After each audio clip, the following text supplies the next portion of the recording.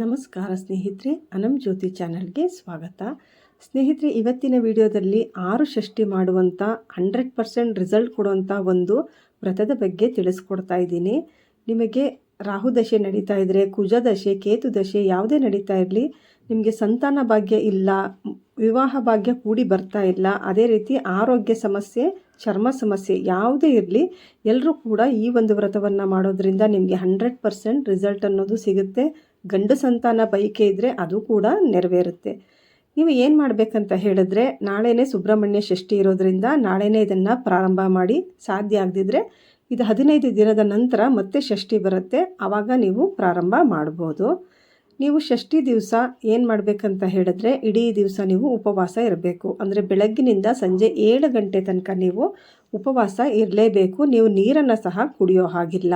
ಸಂಜೆ 7 ಗಂಟೆ ನಂತರ ನೀವು ಚಂದ್ರನನ್ನು ನೋಡಿಬಿಟ್ಟು ನೀವು ಊಟವನ್ನು ಮಾಡ್ಬೋದು. ಷಷ್ಠಿ ದಿವಸ ನೀವು ಎಂದಿನಂತೆ ಮನೆಯಲ್ಲಿ ಪ್ರತಿ ದಿವಸ ಹೇಗೆ ಮನೆಯನ್ನು ಶುದ್ಧಿ ಮಾಡಿ ಮನೆ ದೇವರಿಗೆ ದೀಪ ಹಚ್ಚಿ ಒಂದು ಪೂಜೆಯನ್ನು ಮಾಡಿಕೊಂಡ್ರೆ ಸಾಕಾಗುತ್ತೆ. ಇದಕ್ಕಾಗಿ ವಿಶೇಷ ಪೂಜೆ ಮಾಡಬೇಕಂತ ಏನೂ ಇಲ್ಲ. ಇನ್ನು ನೀವು ಇದನ್ನು ಹುತ್ತಕ್ಕೆ ಹೋಗಿಬಿಟ್ಟೆ ಪೂಜೆಯನ್ನು ಮಾಡಬೇಕಾಗತ್ತೆ.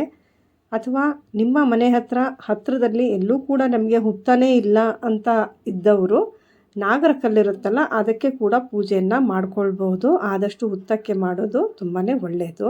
ಇನ್ನು ನೀವು ಏನೆಲ್ಲ ತೆಗೆದುಕೊಂಡು ಹೋಗಬೇಕಂತ ಹೇಳಿದ್ರೆ, ಒಂದು ತಂಬಿಗೆನಲ್ಲಿ ನೀರು, ಅರಿಶಿನ, ಕುಂಕುಮ, ಗೆಜ್ಜೆ ವಸ್ತ್ರ, ಹೂವು, ಹಾಗೆ 3 ಬಗೆಯ ಹಣ್ಣು, ಅಂದರೆ ಆ್ಯಪಲ್, ಸೀಬೆಹಣ್ಣು, ಕಿತ್ತಳೆ ಹಣ್ಣು, ಈ ರೀತಿ 3 ಬಗೆಯ ಹಣ್ಣನ್ನು ತೆಗೆದುಕೊಂಡು ಹೋಗಬೇಕು. ಜೊತೆಗೆ 2 ಬಾಳೆಹಣ್ಣು, 2 ಎಲೆ ಅಡಿಕೆ, 1 ರೂಪಾಯಿ ನಾಣ್ಯ, 1 ತೆಂಗಿನಕಾಯಿ, ಊದ್ಕಡ್ಡಿ, ಧೂಪದ ಬತ್ತಿ, ಹಾಗೆ ಕರ್ಪೂರ, ಇದಿಷ್ಟನ್ನು ತೊಗೊಂಡು ಹೋಗಬೇಕು. ಹಾಗೆ ಜೊತೆಯಲ್ಲಿ 1 ಅಥವಾ 2 ಮಣ್ಣಿನ ದೀಪ, ಹಾಗೆ ಅದಕ್ಕೆ ಎಳ್ಳೆಣ್ಣೆ ಆಗಿರ್ಬೋದು ಅಥವಾ ದೀಪದ ಎಣ್ಣೆ ಯಾವುದಾದ್ರೂ ಕೂಡ ತೆಗೆದುಕೊಂಡು ಹೋಗ್ಬೋದು. ಆದಷ್ಟು ಎಳ್ಳೆಣ್ಣೆ ಸಿಕ್ಕರೆ ತುಂಬಾ ಒಳ್ಳೆಯದು.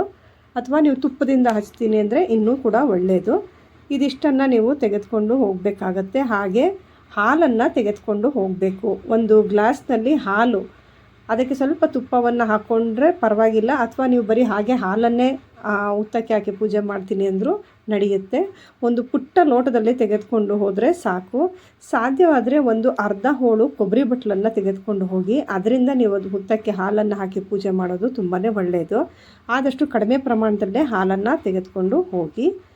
ಇನ್ನು ನೀವು ಹುತ್ತಕ್ಕೆ ಬೆಳಗ್ಗೆ ಆದಷ್ಟು 9 ಗಂಟೆ ಒಳಗಡೆ ಈ ಪೂಜೆಯನ್ನು ಮಾಡೋದು ತುಂಬಾ ಒಳ್ಳೆಯದು. ಅದಕ್ಕೂ ಮುಂಚೆ ಮಾಡ್ತೀನಿ ಅಂದರೆ ಇನ್ನೂ ಕೂಡ ತುಂಬಾ ಒಳ್ಳೆಯದು. ಆದಷ್ಟು ಬಿಸಿಲು ಏರೋದಕ್ಕಿಂತ ಮುಂಚೆನೇ ಈ ಒಂದು ಪೂಜೆಯನ್ನು ಮಾಡಿ ಮುಗಿಸೋದು ತುಂಬಾ ಒಳ್ಳೆಯದು. ಇದನ್ನು ಸಂಜೆ ಮಾಡೋದಕ್ಕಿಂತ ಬೆಳಗ್ಗೆನೇ ಮಾಡಬೇಕು ಈ ಒಂದು ಪೂಜೆಯನ್ನು. ಆದಷ್ಟು ನೀವು ಬೆಳಗ್ಗೆನೇ ಮಾಡ್ಕೊಳ್ಳಿ, ಸಂಜೆ ಮಾಡೋದಕ್ಕೆ ಹೋಗಬೇಡಿ. ಇನ್ನು ನೀವು ಹುತ್ತಕ್ಕೆ ನೀವು ತೆಗೆದುಕೊಂಡು ಹೋದಂಥ ನೀರನ್ನು ಸ್ವಲ್ಪ ಚಿಮುಕಿಸ್ಬಿಟ್ಟು ಅರಿಶಿನ, ಕುಂಕುಮ, ಗೆಜ್ಜೆ ವಸ್ತ್ರ, ಹೂವು, ಯಾವ ಹೂವಾದರೂ ಪರವಾಗಿಲ್ಲ, ಸೇವಂತಿ ಹೂವು ಅಥವಾ ಕೆಂಪು ಹೂವು ಅಥವಾ ಮಲ್ಲಿಗೆ ಹೂವು ಯಾವುದಾದ್ರೂ ಪರವಾಗಿಲ್ಲ, ತೆಗೆದುಕೊಂಡು ಹೋಗಿ ಅರಿಶಿನ, ಕುಂಕುಮ ಎಲ್ಲವನ್ನು ಹಚ್ಚಿದ ನಂತರ ಗೆಜ್ಜೆ ವಸ್ತ್ರ ಹಾಗೆ ಹೂವನ್ನು ಏರಿಸಿ ಮೊದಲು ಪ್ರಾರ್ಥನೆಯನ್ನು ಮಾಡಿ ಸಂಕಲ್ಪವನ್ನು ಮಾಡ್ಕೊಳ್ಳಿ. ಏನಂತ ಹೇಳಿದ್ರೆ, ನೀವು ಯಾವ ಕಾರಣಕ್ಕಾಗಿ ಈ ಒಂದು ವ್ರತವನ್ನು ಮಾಡ್ತಾ ಇದ್ದೀರಾ ಅಂತ ಕೇಳ್ಕೋಬೇಕಾಗುತ್ತೆ.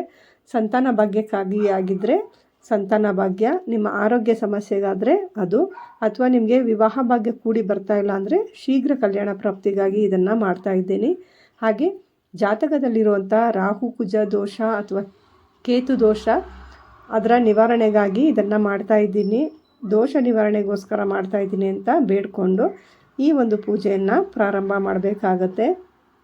ಮೊದಲಿಗೆ ನೀವು ತೆಗೆದುಕೊಂಡು ಹೋದಂಥ ದೀಪವನ್ನು ಹಚ್ಚಿ ಧೂಪ ದೀಪ ಎಲ್ಲವನ್ನು ಮಾಡಿದ ನಂತರ ನೀವು ತೆಗೆದುಕೊಂಡು ಹೋದಂಥ 3 ಬಗೆಯ ಹಣ್ಣುಗಳನ್ನು ಇಟ್ಬಿಟ್ಟು ನೈವೇದ್ಯ ಮಾಡಬೇಕಾಗತ್ತೆ. ಆ ನಂತರ ನೀವು ಮಹಾಮಂಗಳಾರತಿಯನ್ನು ಮಾಡಿ ಕೊನೆಯಲ್ಲಿ ನೀವು ತೆಗೆದುಕೊಂಡು ಹೋದಂಥ ಹಾಲನ್ನು ಎರಿಬೇಕಾಗತ್ತೆ.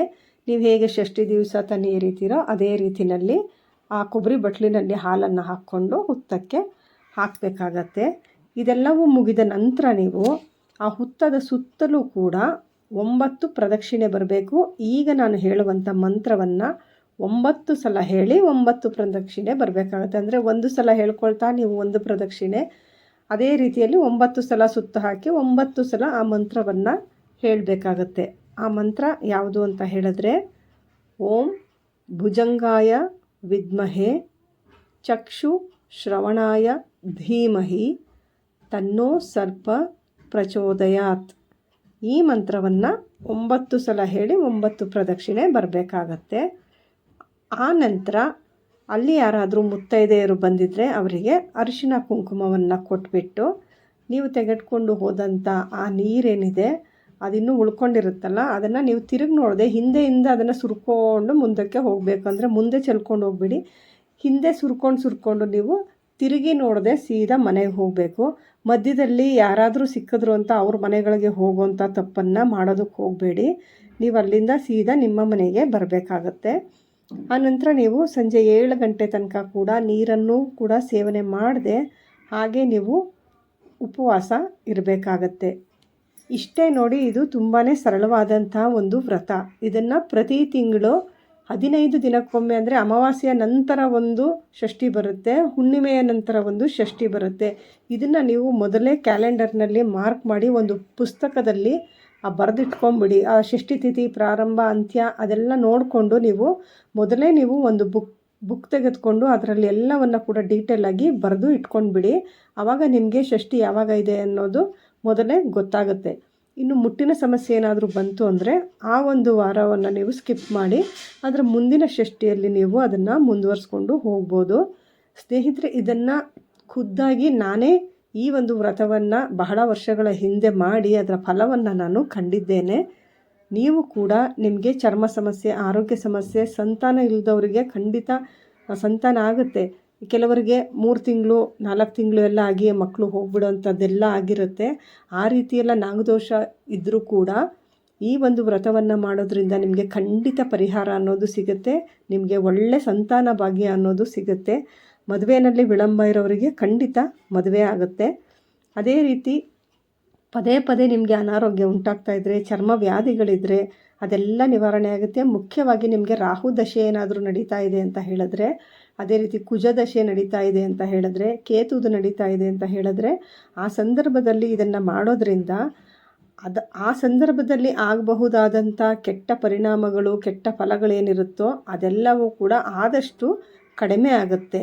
ಸಂಪೂರ್ಣವಾಗಿ ನಿವಾರಣೆ ಆಗಿಲ್ಲ ಅಂದರೂ ಕೂಡ ಆಗುವಂಥ ಕೆಟ್ಟ ಪರಿಣಾಮಗಳು ಆದಷ್ಟು ಕಡಿಮೆ ಆಗುತ್ತೆ.